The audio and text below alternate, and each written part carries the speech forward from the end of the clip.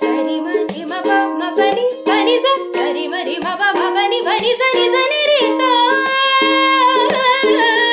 പെരുകിടുന്നേ അധർമ്മമിഹേ തീരുന്ന നീകരിൻ സ്നേഹവും പെരുകിടുന്നേ അധർമ്മമിഹേ തീരുന്ന നീകരിൻ സ്നേഹവും. സുഭാഷിതം യെഹെസ്കേൽ പ്രവചനം 2-ാം അധ്യായത്തിന്റെ 8-ാം വാക്യം വായിക്കുന്നത്: നീയോ മനുഷ്യപുത്ര, ഞാൻ നിന്നോട് സംസാരിക്കുന്നത് കേൾക്ക.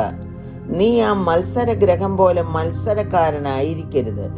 ഞാൻ നിനക്ക് തരുന്നത് നീ വായ് തുറന്ന് തിന്നുക.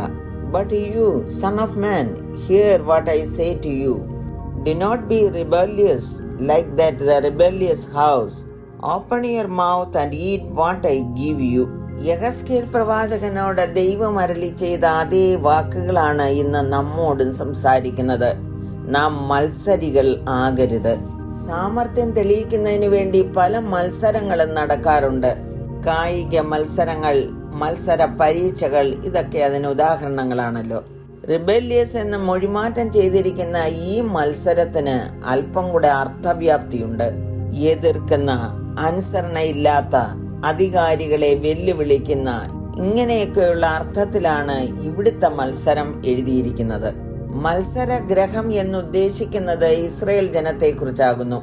മത്സരികളുടെ സ്വഭാവത്തെക്കുറിച്ച് പല വാക്യങ്ങളിൽ ഈ അധ്യായത്തിലുണ്ട്. 3-ാം വാക്യത്തിൽ പറഞ്ഞിരിക്കുന്നത്: അവൻ എന്നോട് അരുളി ചെയ്തത്, മനുഷ്യപുത്ര, എന്നോട് മത്സരിച്ചിരിക്കുന്ന മത്സരികളായ ഇസ്രായേൽ മക്കളുടെ അടുക്കൽ ഞാൻ നിന്നെ അയക്കുന്നു. അവരും അവരുടെ പിതാക്കന്മാരും ഇന്ന് വരെ എന്നോട് അതിക്രമം ചെയ്തിരിക്കുന്നു. മക്കളോ ധാർഷ്ട്യവും ദുശാഠ്യവും ഉള്ളവരത്രേ. മത്സരികളുടെ സ്വഭാവമാണ് ദൈവത്തെയും ദൈവം അരുളി ചെയ്ത വചനത്തെയും അനുസരിക്കാതിരിക്കുന്നത്. അവർ അതിക്രമം ചെയ്യുന്നു, ധാർഷ്ട്യം കാണിക്കുന്നു, ദുശാഠ്യമുള്ളവരുമാകുന്നു. 7-ാം വാക്യത്തിൽ പറഞ്ഞിരിക്കുന്നത് അവരുടെ വാക്ക് പേടിക്കരുത്, അവരുടെ നോട്ടം കണ്ട് ഭ്രമിക്കുകയും അരുത് എന്ന്. അതിന്റെ അർത്ഥം മറ്റൊന്നുമല്ല, മത്സരികൾ അവരുടെ വാക്കുകൾ കൊണ്ടും നോട്ടം കൊണ്ടും ഭ്രമിപ്പിക്കുന്നവരാണ്. പ്രിയമുള്ളവരെ, ഇങ്ങനെയുള്ള മത്സര സ്വഭാവങ്ങൾ നമ്മുടെ ജീവിതത്തിലുണ്ടോ? ശമൂവേൽ പ്രവാചകൻ പറഞ്ഞിരിക്കുന്നത് മത്സരം ആഭിചാരദോഷം പോലെയും ശാഠ്യം മിഥ്യാപൂജയും വിഗ്രഹാരാധനയും പോലെയാകുന്നു എന്ന്. മത്സരികൾ വരണ്ട ദേശത്ത് പാർക്കുമെന്ന് സങ്കീർത്തനക്കാരൻ പറഞ്ഞിരിക്കുന്നു. വേദപുസ്തകം പഠിക്കുമ്പോൾ പല മത്സരികളെയും കുറിച്ച് നമുക്ക് കാണുവാൻ കഴിയും. ഒരിക്കൽ മോശയുടെ സഹോദരങ്ങളായ അഹരോനും മിരിയാമും അദ്ദേഹത്തിനെതിരായി മത്സരിച്ചു.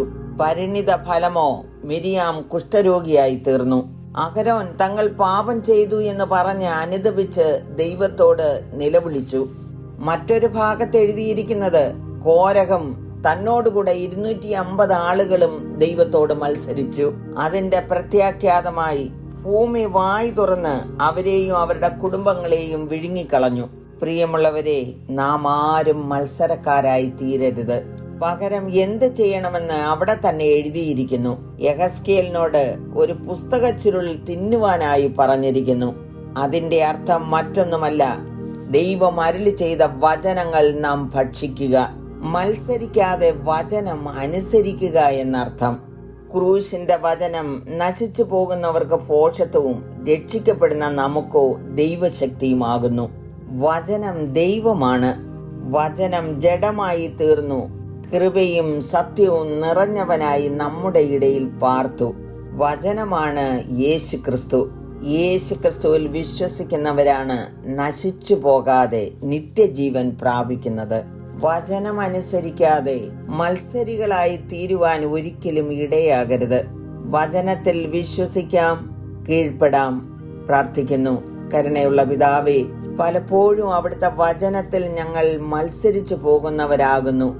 മത്സരഗ്രഹമാകാതെ യേശുവിൽ വിശ്വസിച്ച് നിത്യജീവൻ പ്രാപിക്കുവാൻ അവിടുന്ന് കൃപ ചെയ്യണമേ എന്ന് അങ്ങയോട് അപേക്ഷിക്കുന്നു.